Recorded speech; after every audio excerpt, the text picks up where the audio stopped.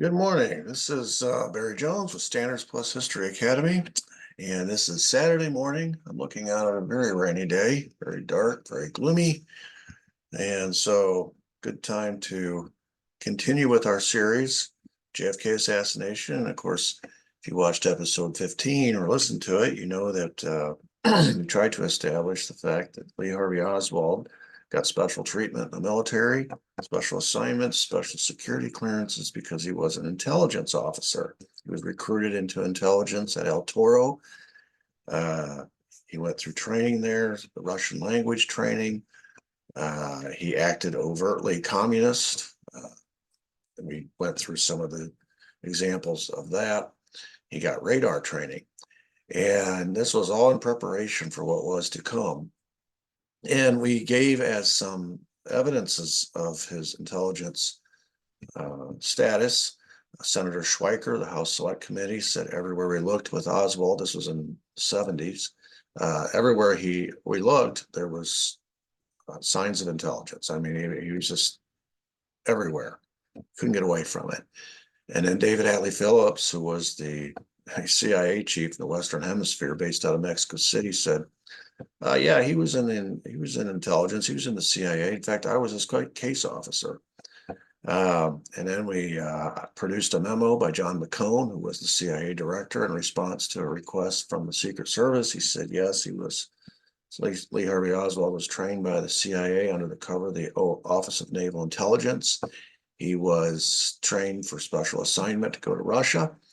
Hence the Russian language training. He got some experience doing reconnaissance work in China, and then we learned yesterday also that he, while he was at Atsugi, he was doing some intelligence work on the side by providing disinformation at the Queen Bee to KGB hostesses.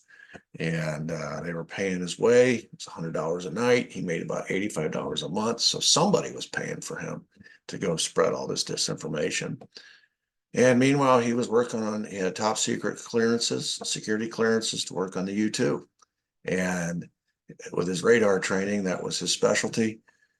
All of that is going to be useful as we proceed on to the next leg of Lee Harvey Oswald's journey.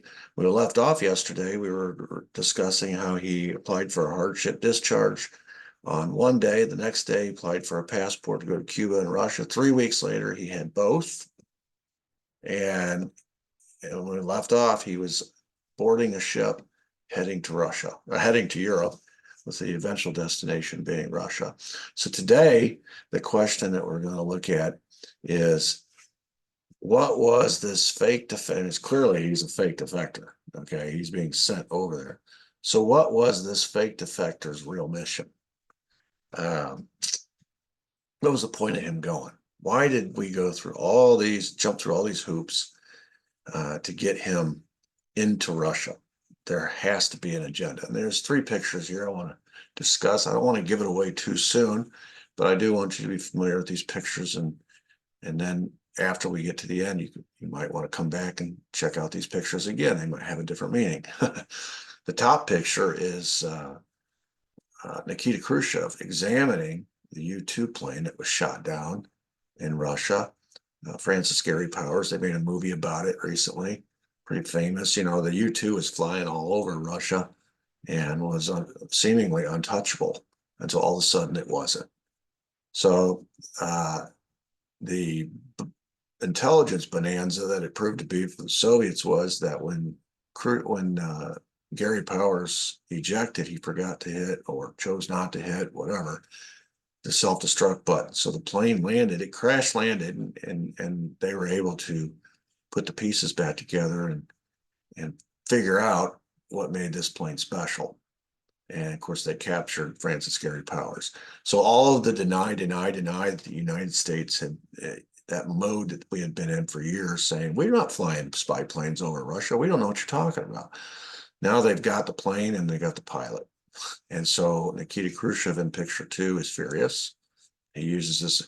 Now, this is a little bit disingenuous. He knew all along we were doing this, but this is for PR purposes. This is for the purposes of the public. Act upset. And that's what he did. He was in Paris at the time, but he was scheduled to meet with President Eisenhower for the Paris Peace Summit. And he used this as a pretext to walk out of the summit. And so any peace talks, there had been talk of a nuclear test ban treaty between the two. Any prospect of or hope for any of that just went away. So some pretty important historical photographs here. I'll move my face here. This is a picture of Botkin Hospital. It's in Moscow.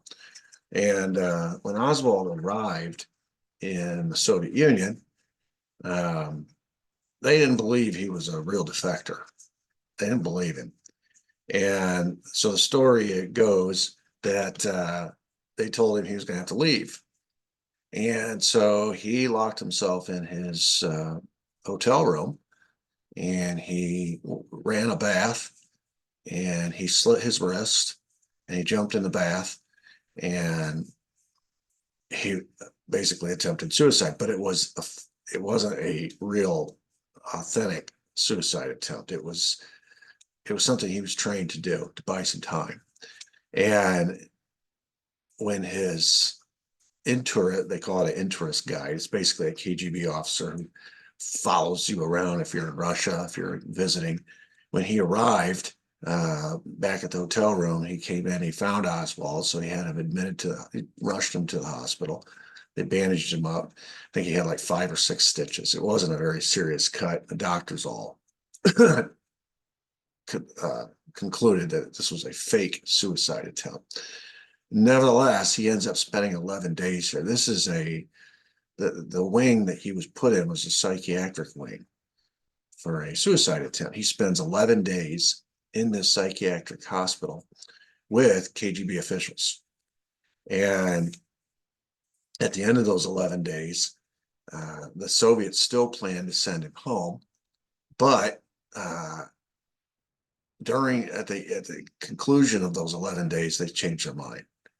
He had made the KGB an offer, and the reason we know this is you'll see here in a minute. The reason we know this, he had made the KGB an offer it couldn't refuse. We next see Oswald in this hotel room. You can see the arrow here. But I get my face out of the way. That hotel room where my cursor is where Oswald spent the next 3 days. He stays there on a Wednesday and a Thursday and a Friday, and then never leaves. By the way, the KGB headquarters, again, I've got to move my face, is right around the corner. As you can see my cursor circling that big building there, so that he's been put in a place where they can keep close tabs on him. On Wednesday, Thursday, and Friday, he never leaves his room. He just stays in his room. Now, this is after 11 days in the psychiatric hospital with the KGB. And then all of a sudden on Saturday morning, he gets up and he leaves his room. And he heads to the United States Embassy in Moscow. And he goes into the embassy on the weekend and does something that the KGB was not expecting. Now, remember, this is all falling back on his training. He's been trained to do these things. He was trained to get into Russia, and then in order to buy some time, he was trained to fake a suicide attempt. That bought him some time. And then while he was in the presence of KGB for those 11 days, he was able to convince them, evidently with some information that he gave them, he was worth a second look. They put him up in those hotel room for 3 days. He just hibernates in his hotel room. And then on a Saturday, he goes down to the U.S. Embassy. And he meets with these two men. These are U.S. consuls. One's name is John McVicker, and the other is Dick Snyder. And he meets with these two men, and he basically tells them that he wants to renounce his U.S. citizenship, and that he is prepared to give the Soviets military secrets from his time at Atsugi. So now we know what he offered the KGB in those 11 days that convinced them to let him stay. This letter on the left is a letter he produced. Again, remember, he always leaves a paper trail. Okay. When when things happened at Sugi or in the military, when he was court-martialed, there was a paper trail. When he was diagnosed with VD, there was a paper trail. When he applied for a passport to Cuba and Russia, there was a paper trail. Here he is hand delivering a note that he has handwritten and signed to John McVicker and Dick Snyder, saying, in essence, the same thing I just told you. I want to renounce my U.S. citizenship, become a Soviet citizen, and I am prepared to give military secrets to the Russians from my time at Atsugi. Now, this is alarming, okay, to say the least, because he had top security clearances at Atsugi, and he worked with the U-2 plane, specifically with radar. And so when he tells the Soviets that, when he tells the Americans this, their alarm bells go off. When he tells the Soviets this, they realize there's potential in him being allowed to stay. So all of a sudden, minds get changed. Now, this was not some secret that the Americans didn't know about. This was not, a lot of people think Oswald didn't burst on the scene until Dallas. Well, he was on the scene here. American reporters flew to Moscow or were already there and asked to interview him. And so there are articles in American newspapers back home in America about this ex-Marine and his exploits, and what he had asked of the U.S. consuls, asking to renounce his citizenship. This is all documented. There are lots of newspaper articles about this situation because he granted several interviews. So this is very public. Again, paper trail. Okay, this is not, he is trying, you think about what he's trying to do here. The Soviets are skeptical. They know about our fake defector program. So they think he is one of those fake defectors. And so they're putting him through the paces to see if he's real. And in order to convince them that he, just to give him a second chance, he has to fake the suicide attempt. And then while he's convalescing in the psychiatric hospital, he's telling the KGB the same thing that he's going to go tell the American embassy. And so when he goes to the American, and maybe they didn't think he was going to go through with it. Maybe they thought, well, if he's a fake defector, he's telling us this, but he's not going to really go through with this. But he did. He went to the American embassy and he says, I want to renounce my citizenship. I want to give secrets, military secrets to the Russians. And oh, by the way, if you have any newspaper reporters, I'll be happy to talk to them. So this is a very public event. And he is burning, in the eyes of the Soviets, he is essentially burning any bridge with his home country by doing all this. And so it's sort of convincing to them that he's real. So the question they've been trying to decide all this time, is he a real defector? Is he a fake defector? They know that the suicide attempt was fake. Okay, they know that. And the interesting thing about his announcing to the American embassy he was going to renounce his citizenship, I made a point of this earlier, was that he went on a Saturday. He waited. He was there in that hotel room. He could have gone on Wednesday. He could have gone on Thursday. He could have gone on Friday. He didn't. He waited till Saturday, when basically the embassy is shut down. All the offices are closed. They've got the consuls that are always there. But as far as operating and operations, normal operations concerned, the offices are closed. And so they tell him, come back on Monday. And he leaves, sort of storms out, and he leaves his passport on their desk. Again, a paper trail. He's leaving evidence that he was there on their desk. And he tells them, I'll be back Monday. But he never comes back Monday. He never goes back. So it leads us to conclude, now this is after the fact, but it leads us to conclude that this was all a ruse. He was making it up. He was making a big production, giving newspaper interviews, going in to the talk to the consuls at the embassy, making a big scene about how he's going to renounce his citizenship. But it was on a Saturday, and he knew they wouldn't be able to process anything on a Saturday or a Sunday. But that was the point of it. Just get it out there that that's what I'm doing, to convince the Russians that I'm serious. And if he had been serious, he would have returned on Monday and followed through. But he never did. He never did. And he's in Russia a couple of years. He could have plenty of time to follow up. He never did. And so we now know The Russians knew immediately that the suicide attempt was fake. That's why they're suspicious. But then he gives him these military secrets, and that's worth examining because the U-2, he did work at Atsugi. He did work with the U-2 plane. They know this. He did work with radar. They know this. He is in a position to give them this information, and they want to see if it's accurate, if it's real. They think him announcing he's going to renounce his citizenship is real. It won't be till later when they discover that he never returned. So we now know it was a fake suicide attempt. It was a fake renouncing of the United States citizenship. And we now know that the military secrets he gave up were real. Years after the Soviet Union collapsed and the KGB was sort of disbanded and files appeared in public, these KGB files appear. And interesting notes about this episode I've highlighted here in black. Quote, he explains his attempt to commit suicide by the fact that he arrived from the USA and the Soviet Union on a tourist visa with the firm intention of staying in the Soviet Union, not having the opportunity to realize his intention because of circumstances beyond his control, and having to leave the Soviet Union on October 21, 1959, he tried to cut the blood vessels of his left arm on the same day. This is just one of the notes that was made by the KGB officials as they interview him while he's convalescing in that Botkin psychiatric hospital. They make the determination that this was a fake suicide attempt. In the paragraph right above that highlighted part, they say the character of the injury is considered light, even without functional disturbances. The patient is of clear mind, no sign of psychotic phenomena. So they realize he's faking it. Okay.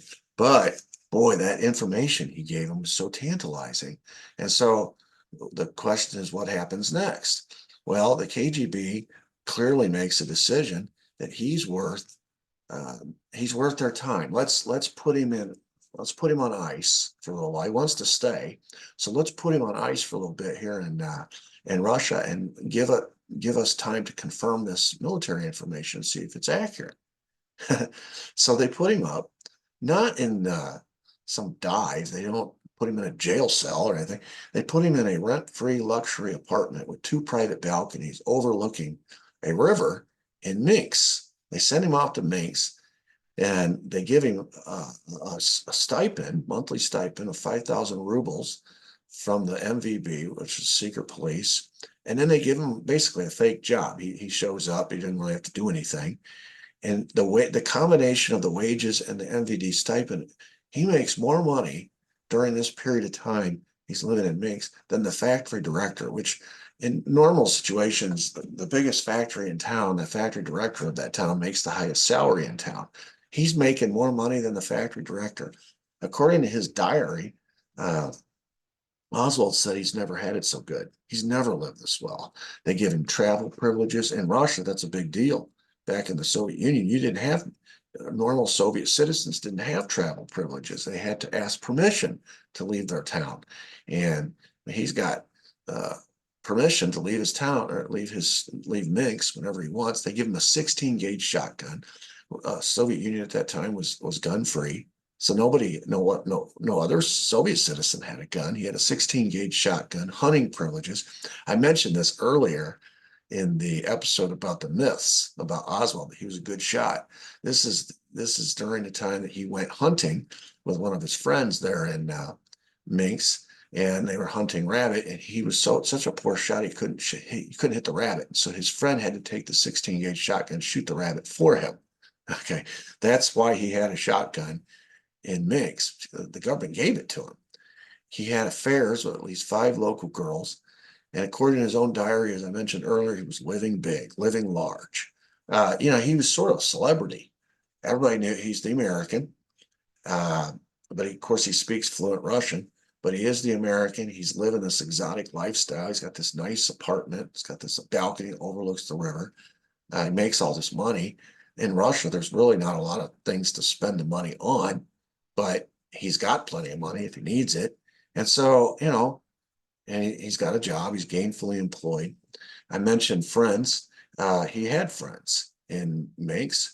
He these are some of his buddies that he hung out with at work. The picture on the right is actually a work break where these are his co-workers, and they go out on break time and they're just chilling out in the sun a little bit. You can tell it's not real warm. They're all wearing jackets, but it is sunny. And he's got sunglasses on. He's pictured right in the middle. So he's got friends, and he's like a young American playboy, or what the Soviet version stereotype of an American playboy might look like. The left picture is him double dating with a friend and two young ladies. So he's living a nice little lifestyle. So that's not to say that the KGB is not still watching him. They wired his apartment with bugging devices and surveillance equipment. And on the left is a picture. Obviously, he's being surveilled by a live KGB officer, because here he is meeting with somebody. Just looks like he's exchanging something, and the KGB officer, wherever he is stationed, observing him, is taking photographs of him. And this appeared in his KGB file years later. The picture on the right is him standing in his balcony, or at his balcony, overlooking the river, looking out over the town. And again, that KGB officer is taking photographs of him. So they are keeping close tabs of him while he's in Minsk. And it appears that he's been rewarded, right? I mean, if he was being punished, or if they still suspected that he was a fake defector, they would have either kicked him out of the country by this point, or they would have put him in a jail cell. They could watch him just as easily from the jail cell. But they put him in this luxury apartment in a town where, Minsk is a pretty cosmopolitan place. Compared to other cities in Russia, there's a lot of things to do in Minsk for a young American guy with some money in his pocket. They give him a job. They pay him a lot of money. They give him a rifle. They give him hunting privileges. They give him travel privileges. He is being rewarded for something, clearly. And I would submit he's being rewarded for the information that he gave. Now, they still haven't confirmed that it's true, but they will. But they're operating on the assumption that it is true, and that he still has this desire to be a Soviet citizen, and he is a legitimate defector. Now we know the truth now. This was all a ruse, okay? But this is in real time we're talking about here, so they're having to make decisions in real time. This is the job, or the factory where he worked. It was the Belarusian radio and TV factory. It was really kind of a no-show job for Oswald. He would show up, but there wasn't much work for him to do. He was just basically being paid to show up. And they placed him here so that he would have something to occupy his time. And so just another little tidbit from Oswald's time in Minsk. Now, if you remember, I want to make sure and remind you, if you didn't watch that episode, the last episode, it explains a lot about this time in Minsk, because it says, John McCone said in his memo, he was prepared for a special mission to Russia in the city of Minsk. All right, so this is where he ends up. All right, this is John McCone is confirming that his presence in Minsk is part of the plan. Now, not that they told the Soviets, hey, send him to Minsk. It's that wherever they end up sending you, that's where you're going to hang out until they confirm these military secrets that you gave them. And then after that, we'll move to the next stage of the plan. Okay. And you've just got to be able to blend in and operate as a Soviet citizen for a couple of years, which is why he got the Russian language training. And it's why he's got the cover job, right? He's living as a Soviet citizen, but he's not a Soviet citizen. He's an American citizen, and he is an intelligence agent. He is there on a mission. So what is the mission? 6 months after Oswald arrives in Moscow and spends that week in the psychiatric hospital being interrogated by the KGB, during which he gave them the military secrets, Francis Gary Powers is shot down. This is the U-2 pilot that we showed you on the very front end of this PowerPoint. And here you see him, picture top right, he's going through a trial. And he's in the witness stand at that point in time. He's got a little bug in his ear where the Russian language is being interpreted to him. He's hearing the charges against him. The picture in the top left is the crash site. Bottom, you can see the plane is relatively intact. So as I said, it was an intelligence bonanza for the Soviets. And of course, they were able to glean all kinds of technological information from this plane that previously had been top secret. Now, until Oswald defected to Russia, that plane had been considered untouchable. Then all of a sudden, he comes in with radar secrets from his time at Atsugi about the U-2, and 6 months later, that plane goes down. That was the mission. And I'll explain why in just a minute, but that was the mission. Oswald was sent to Russia to give up the radar secrets of the U-2, knowing that 6 months later, we were going to send a U-2 plane into harm's way. And with the information that the Soviets now have given to them by Oswald, they're going to be able to shoot this plane down. You say, to what end? Why? Why would America give up its big technological advantage, the U-2 plane? Why on earth would they sacrifice this? Well, there's a reason. But his information has now proven to be correct. And so Oswald is, he as far as the Soviets are concerned, this guy's legit, right? What's the fallout from the U-2? Well, you remember I showed you a picture. Khrushchev pretended to be all upset and he stormed out of the meeting. Here he is calling a press conference. He's announcing to the world, the Americans have been spying. They've been sending these planes over the Soviet Union. They denied it. I call on President Eisenhower to apologize and renounce, and of course the Americans are lying. The Americans are they think, well, if the pilot did what he was supposed to do, he hit the self-destruct button. They don't have the plane. They might have the pilot. Eisenhower doesn't know. The White House doesn't know. They have both. They have the plane and the pilot. And so they're trying to pass it off like that he's some pilot that was piloting a weather plane and he got lost and he wandered over the wrong boundary and could you please return our lost pilot? Well, Khrushchev knows the truth and he comes out with the evidence and it embarrasses Eisenhower, it embarrasses the American government. We finally have to acknowledge, yes, we've been flying over the Soviet Union with these flights. Yes, we've been spying on the Soviets. Yes, the planes all have photographic equipment on it. Yes, yes, yes. Yes, we've been lying. But Eisenhower won't apologize. He refuses to apologize. And so he's on his way to Paris to meet with Khrushchev for the summit. And Khrushchev says, well, screw that. You won't apologize. And he uses this as a pretext and he storms out. And everybody gets back on a plane and head back to Moscow. And he just walks out. So the question is,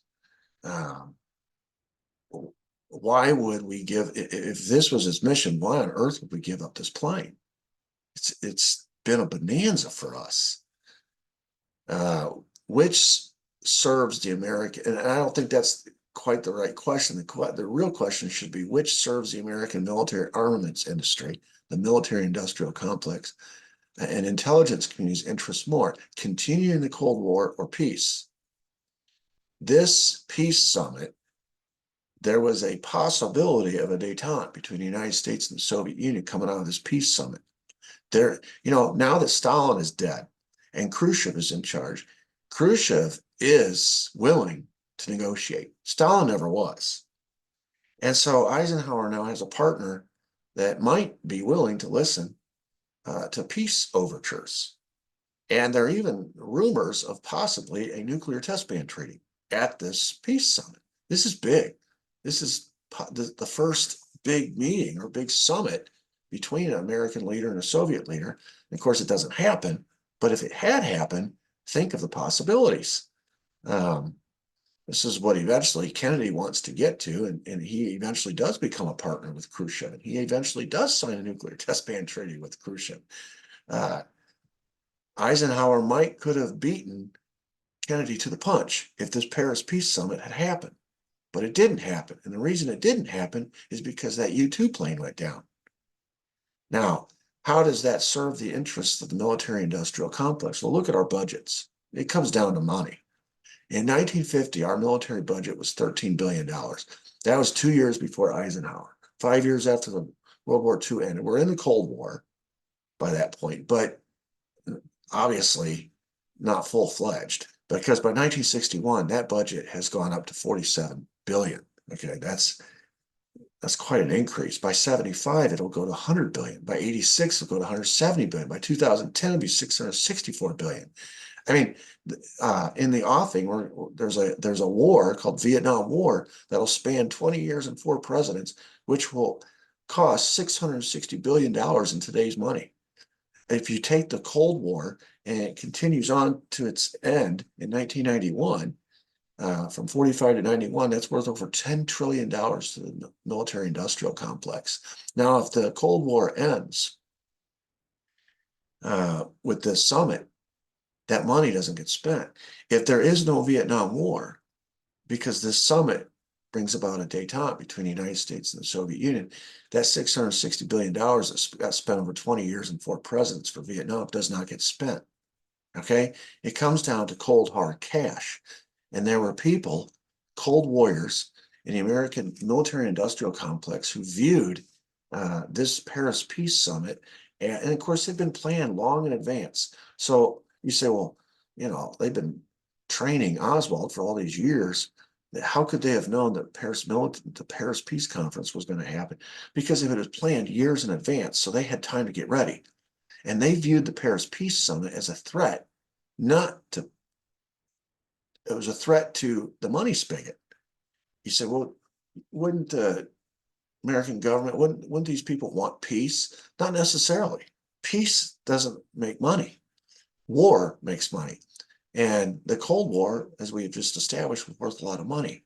So if you're trying to sabotage the Paris Peace Summit, what better way to do that than to give up have your intelligence agents give up the military secrets, the radar secrets to that U-2 plane, the radar secrets that heretofore have been unknown to the Soviets, which is why the plane has been untouchable. But if you give up those radar secrets, it's no longer untouchable. And now our little secret becomes known, and it gives the Soviets a pretext. We must have known that Khrushchev, if this plane goes down, will storm out of this Paris Peace Summit. It'll destroy that meeting. It'll sabotage the Peace Summit, and hence the Cold War will continue. And so you think, well, so what you're saying is that Oswald was a chess piece that was sent over to the Soviet Union as a fake defector, not to learn anything, not to spy on the Soviets, but to give them information, to realizing they would take the bait. He's going to lay it out there on a silver platter. Here's the radar secrets to the U-2 plane. And he tells the U.S. Embassy he did it. I'm prepared to give up information, military secrets about my time in Atsugi, about radar secrets, about the U-2 plane. He flat out says it in the newspaper articles when he's being interviewed. He says it. And this convinces the Soviets he's for real. They let him stay. They reward him with an apartment. They give him all those perks that we talked about. And then 6 months later, they shoot down the U-2 plane. And it's like, wow, what a bonanza. They don't realize until later, when Oswald requests to go home and the United States lets him and pays for him to come home, that he was sent there and he was an intelligence agent. Then they realize, oh, we got snookered. He was sent here to give up those secrets. He was sent here to lay out this bait for us, this chess piece. He laid out the queen right in front of us, and we took it. And we were celebrating, patting ourselves on the back. We shot down this U-2 plane. What was the larger goal here? Because he was sent here to give that up. The Americans wouldn't do that unless they had a larger goal. The goal was to sabotage that Paris Peace Summit. And you'd have to say the goal is accomplished. The Cold War continues. And it continues for 3 more years until JFK signs the Nuclear Test Ban Treaty with the same Soviet leader, Nikita Khrushchev, and announces through National Security Action Memo 263 that we're not going to go to fight in the war in Vietnam, that all of a sudden they have another threat to the money spigot. And so that threat will be dealt with by getting rid of JFK. So in a 3-year span, there are two significant threats to the military-industrial complex, which, if you remember, Eisenhower gave a farewell speech where he warned about the military-industrial complex and how that money is now driving foreign policy. And he's warning the American people, this is something the Americans have not dealt with before, this permanent armaments industry that is motivated to keep the war going, whatever war it might be, because it's so much money in their pockets. And it could be dangerous for our country to have the tail wagging the dog in this way. Well, that was in 61 when he warned of that, because he saw the direction it was going. The Paris Peace Summit was a threat to the Cold War and to the money spigot that was making so many people in the armaments industry rich. And when I say the armaments industry, the military-industrial complex, I'm basically speaking of politicians who vote for these appropriations. I'm talking about these big companies like General Dynamics out of Texas, make the F-111 fighter, all these big companies. I'm talking about there's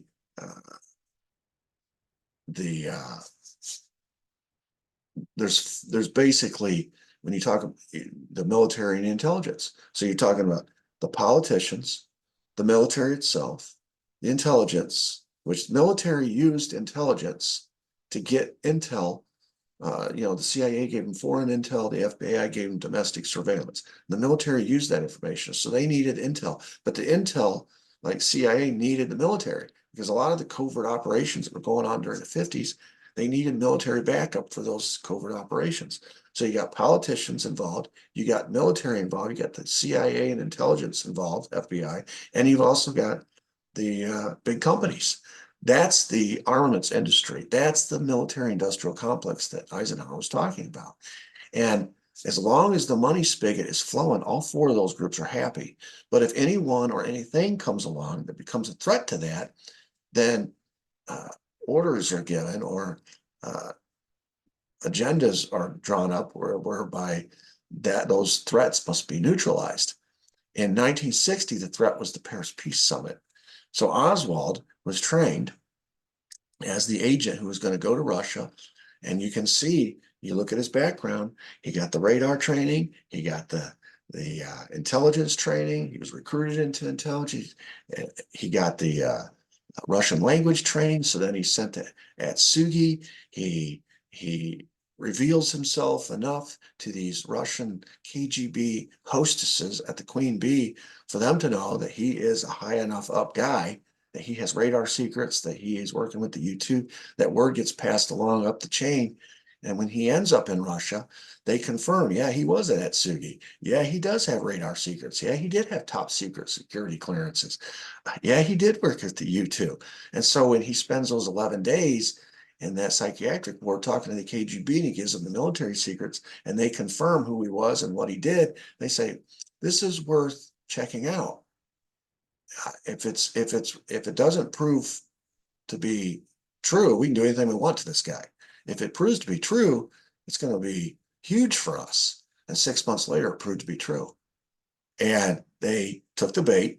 They shot down the plane. Khrushchev storms out of the meeting. The Paris Peace Summit is sabotaged. It doesn't happen. The people back home in America who sent Oswald on this mission are rubbing their hands with glee. It has been a successful mission. They're like, wow, he did it. We did it. How about that? The Cold War continues.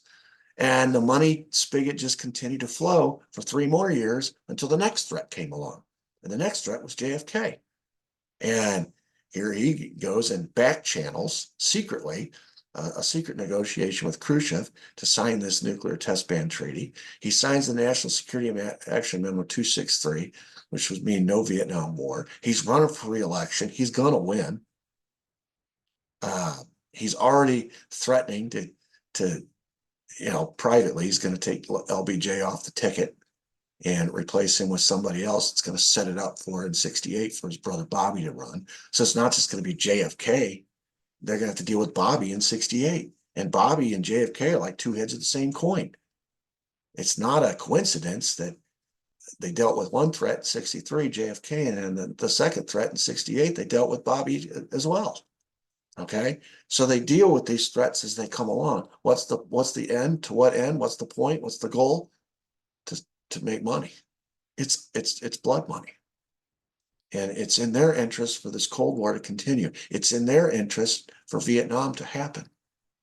And the Paris Peace Summit might have foreclosed on both. JFK definitely would have foreclosed on both. So Oswald was an intelligence agent, which helps explain why he got all this preferential treatment. It also helps explain, once he gives up this military information, why the Soviets rewarded him the way they did, because they thought this information's golden. And it won't be till later when he gets permission to come back to America that they realize, boy, that would not happen. Here we go again, another special perk. If it's any other American, if it's any other kind of defector, a real defector, they come back to America, they're going to be arrested for treason immediately because he gave up military secrets. But that's not going to happen to Oswald. They're actually, the State Department's going to send him money to pay his way to come back. They're going to give him permission, not just for him to come back, but to bring a Russian bride with him, which never happens. So that's when they realize, uh-oh, this guy was a fake defector. This guy was sent here as an intelligence agent. What did he get? What did he do? He gave us military secrets. For what? The U-2 plane, which we used to shoot down the U-2 plane. Why would the Americans give up the U-2 plane? And that's when 2 + 2 = 4. It's like, the Paris Peace Summit. And that's when Khrushchev realizes that whoever the American president is in a precarious position because he is not really in charge. The people that are in charge of the military industrial complex that wants war to continue. And he realizes pretty quick that this new president in 61, Kennedy, is at risk if he reaches out to Khrushchev and tries to make overtures of peace. He's at risk, because they have already shown, these people that are this shadow government behind the scenes has already shown that they are willing to sabotage anything that gets in their way of the continuing money flow. And that could be a person, that could be a summit. It doesn't matter.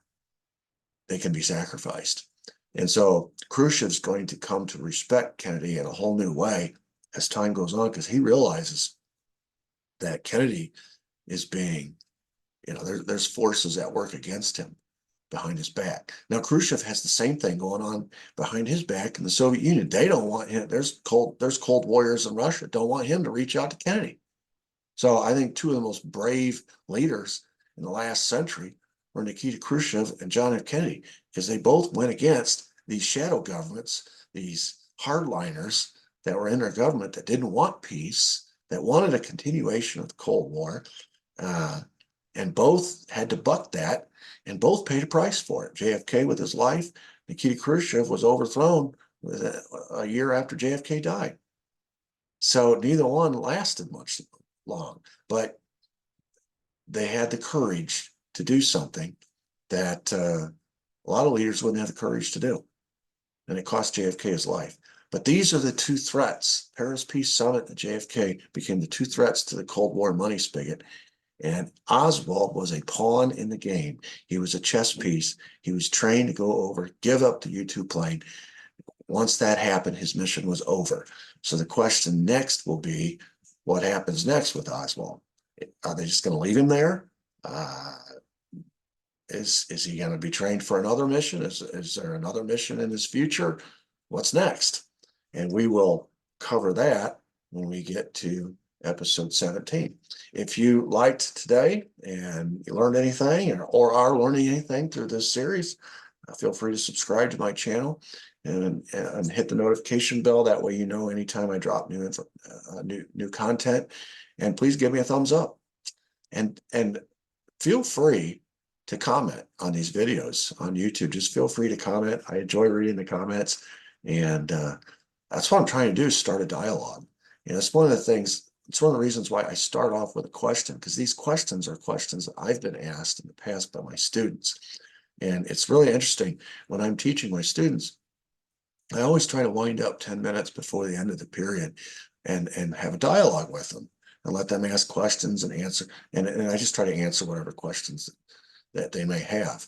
And it really sparks a lot more learning than you might think. Just the Q&A between the back and forth between me and my students.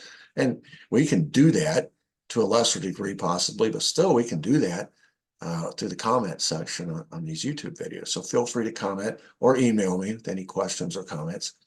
Until next time, have a great weekend. Thank you.